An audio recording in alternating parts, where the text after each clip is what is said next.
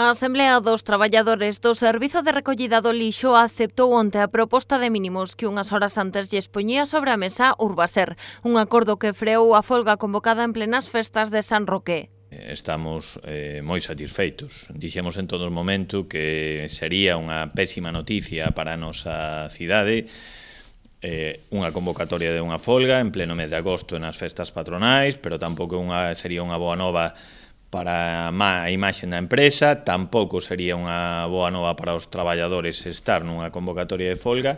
Así as cousas, o acordo acadado non recolle o incremento salarial dun 15% entre 2023 e 2025 que reclamaba o persoal.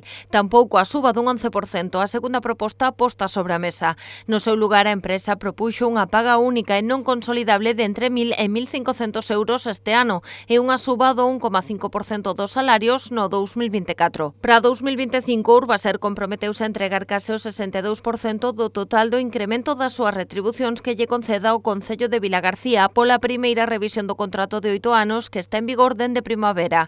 A pesares de quedar por debaixo das aspiracións iniciais, o acordo foi recibido como unha boa nova pro comercio e a hostalería de Vilagarcía, tamén polo Concello, temeroso de que a folga coincidira coas festas grandes da vila. Si que levamos feito pois unha labor de mediación, moitas xestións, non solamente as públicas, pero foran moitas máis as privadas para tratar de axudar o que se podía nesta mesa de negociación, este acordo que era entre dúas partes, que era como tiña que ser, pero dende logo sabíamos que tiñamos que ter un papel activo nesta solución e así foi.